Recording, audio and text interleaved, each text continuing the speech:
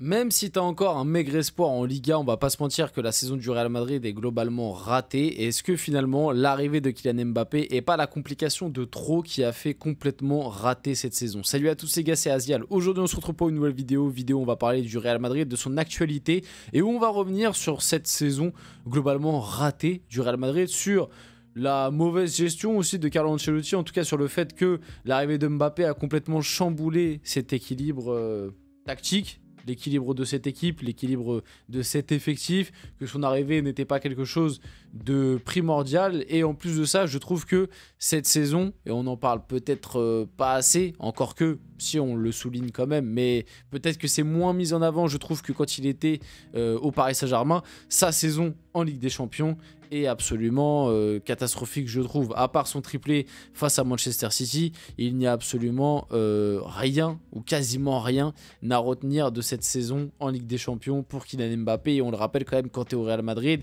c'est l'objectif principal, en tout cas l'un des objectifs principaux, puisque le Real Madrid, avec cet ADN européen, est quand même connu pour très souvent gagner ou alors faire des très gros parcours en Ligue des Champions. D'ailleurs, on le rappelle, le Real Madrid sous Carlo Ancelotti n'était jamais sorti avant les demi-finales de Ligue des Champions. Mbappé arrive, première saison, le Real Madrid sort en quart de LDC. Et encore, tu vas en quart.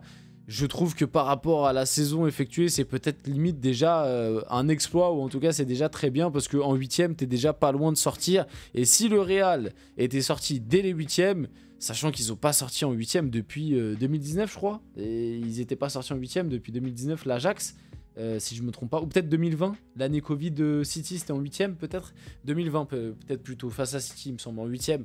Donc bref, ça faisait une éternité, enfin 5 ans, le foot c'est quand même très long, et avant ça, ça datait de je ne sais même pas combien de temps.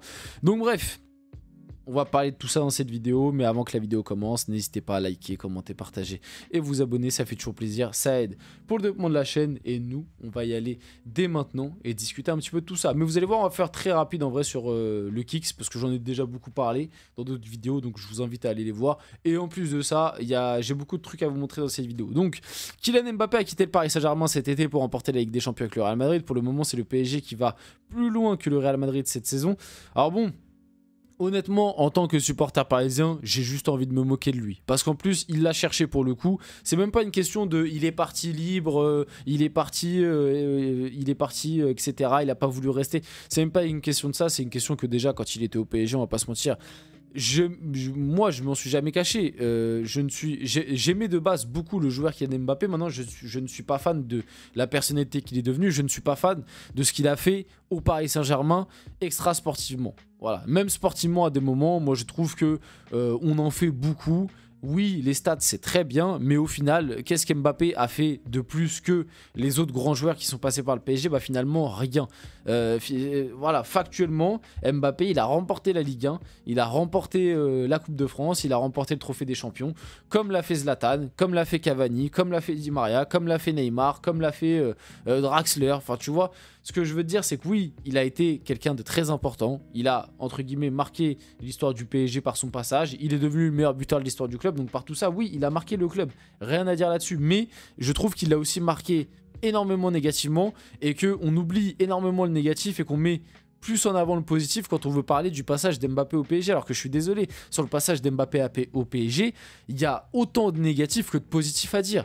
Moi, tu peux remonter à 2019, il faisait déjà des dingueries. Au trophée UNFP, on s'en rappelle. Moi, je veux plus de responsabilité, que ce soit ici ou ailleurs. Il met le couteau sous la gorge du club, toutes les dingueries qu'il a fait. Et tout ça, c'était à l'époque, c'était bien avant l'épisode Real Madrid, prolongation, pas prolongation de 2022. Là, je te parle de 2019. Ça a commencé en 2019, toute cette histoire. Je peux te parler aussi de ses prestations catastrophiques en Ligue des Champions face à Manchester United, etc.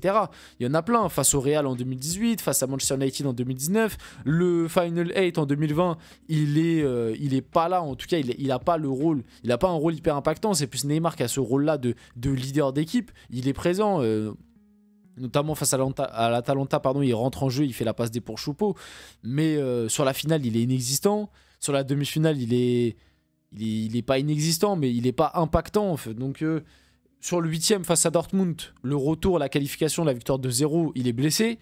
Donc finalement, l'année où le PSG va en finale, c'est l'année où Mbappé est le moins présent en Ligue des Champions. Et où Neymar est présent et bizarrement on va en finale. Là où les autres années où Mbappé est présent, tu vas pas aussi loin. C'est bon, bref, faites ça ce que vous voulez, mais faites de ça de... Enfin bref, prenez l'information comme vous voulez, je commence à bégayer. Mais ouais, pourquoi j'ai envie de me moquer de lui aussi par rapport à ça, c'est que moi, j'oublie pas sa fameuse déclaration, si je voulais gagner la Ligue des Champions, je serais parti très loin. Voilà, bah t'es parti très loin, et au final, t'es éliminé dès les quarts de finale. Donc, pose-toi les bonnes questions aussi à des moments. Et moi, je pense que des fois, Mbappé... faudrait peut-être le critiquer aussi sur certains trucs, ça le remettrait un peu en question, même si ces derniers temps il a été énormément critiqué, mais voilà, il y a des choses où ça fait du bien. J'aimerais aussi parler de sa campagne de Ligue des Champions qui pour moi passe un peu sous silence, mais pour moi sa campagne de Ligue des Champions pour un joueur comme Mbappé qui arrive avec ce truc de superstar, la présentation au Bernabéu, etc., dans le club qui a gagné le plus de Ligue des Champions et tout. Moi je suis désolé, c'est pour un joueur de son standing, c'est catastrophique. C'est catastrophique. Honnêtement, bon, bah voilà, déjà Kylian Mbappé sur la phase d'élimination directe de Ligue des Champions, c'est 4 matchs, 0 but, 0 passe D avec le Real Madrid. Bon, déjà, voilà la stat. 8ème de finale, quart de finale, 0 but, 0 passe D, inexistant. Il a provoqué un penalty face à l'Atlético quand même, ok, mais mis à part ça, c'est 0 pointé. Il n'y a absolument rien à sauver des matchs. Et même, tu reprends... le match face à City où il met triplé, ok, rien à dire. En plus, le triplé est magnifique. Je l'ai toujours dit, pour moi, le triplé, je le valorise, même si c'est un faible Manchester City. Triplé Ligue des Champions, il faut valoriser. En plus, le triplé, pour le coup, est vraiment beau avec 3 buts différents et 3 beaux buts.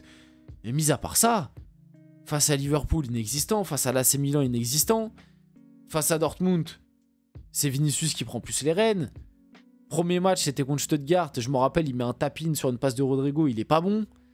Il y a quoi d'autre? Il y a l'Atalanta, ok, où il fait un début de match sympa, mais il sort au bout de 20 minutes à cause d'une blessure et il met un beau but. Enfin, je suis désolé, c'est tellement faible.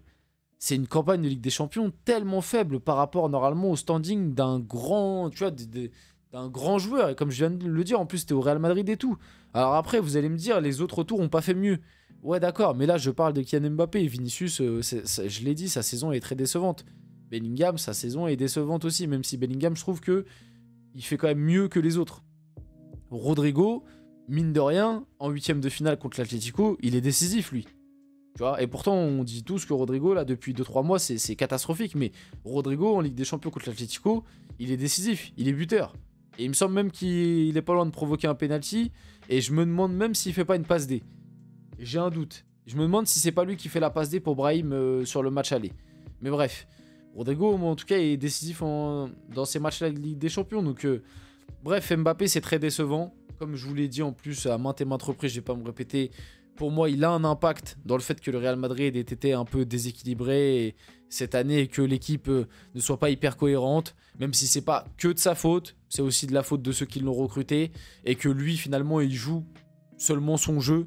Voilà, il n'a pas à changer son style de jeu. Il joue exactement pareil que les saisons précédentes. Et fallait prévoir ça du côté du Real si tu voulais le recruter. Donc voilà par rapport à ça. Puis, finalement, j'ai fait super long. Bon, ça, c'est une petite info sur Kylian Mbappé. Voilà, si vous voulez, je vous la donne. Mon rappeur UK préféré, Central C. Voilà, je vous la donne. C'est gratuit. Autre petite info. Le Real Madrid veut voir partir David Alaba cet été. L'Autrichien touche un énorme salaire et a souvent été blessé ces derniers mois. Qui pour le relancer? Honnêtement, pour moi, à part l'Arabie Saoudite ou alors les États-Unis, un truc comme ça, bref, vous avez compris, une destination un peu plus exotique. Je vois pas un club capable de prendre David Alaba à l'heure actuelle, surtout avec le salaire qu'il a. Moi, honnêtement, que le Real ait envie de le faire partir, c'est totalement compréhensible. Maintenant, je pense pas que le Real va réussir à le faire partir. En tout cas, ça va être très compliqué. Moi, je pense qu'il va rester. Il lui reste 1 an de contrat. Moi, je pense qu'il va prendre sa dernière année de contrat. En plus, ça l'arrange lui, parce que, comme je t'ai dit, il a un énorme salaire. Il est touché par les blessures. Il n'y a aucun club... qui viendra lui donner un salaire aussi conséquent, à part, comme j'ai dit, s'il y a l'Arabie Saoudite qui est intéressée, ou le Qatar, ou peut-être je sais pas moi, bref, vous avez compris, la MLS, ce style de championnat-là. Donc, très compliqué, et moi, je pense que David Alaba va rester du côté du Real Madrid. Carlo Ancelotti sera bien le nouvel entraîneur du Brésil. Un accord a été trouvé entre les deux parties. L'Italien quittera le Real Madrid à l'issue de la saison en Liga. Bon, normalement, Ancelotti, le départ est quasiment bouclé. Donc, Carlo Ancelotti, sélectionneur du Brésil, voilà, ce n'est pas encore fini. Il existe un accord entre les deux parties, mais tout dépendra quand le Real Madrid décide de se séparer de son coach. On a aussi cette information. Carlo Ancelotti s'est accordé avec le Real Madrid pour un départ en juin, avant la Coupe du Monde des clubs. En juin, Ancelotti sera le sélectionneur du Brésil et Xabi Alonso est en pole position pour le remplacer du côté du Real Madrid. De toute façon, le cas Ancelotti, le cas Xabi Alonso, on en a déjà fait des vidéos sur la chaîne. N'hésitez pas à aller les voir, vous allez sur la chaîne, vous tapez Ancelotti, vous tapez Xabi Alonso, vous allez trouver, ne vous inquiétez pas. Et pour finir la vidéo, une déclaration de Carlo Ancelotti sur son avenir au Real Madrid. Il a dit: je respecte le Real Madrid, j'adore ce club, on se battra jusqu'à la fin de la saison. Je ne peux pas vous dire ce qui adviendra de mon avenir jusqu'au 25 mai. Voilà, on finit la vidéo là-dessus. J'espère que cette vidéo vous a plu. Si c'est le cas, n'hésitez pas à liker, commenter, partager et vous abonner les gars. C'était Azial, on se retrouve très rapidement pour une prochaine vidéo.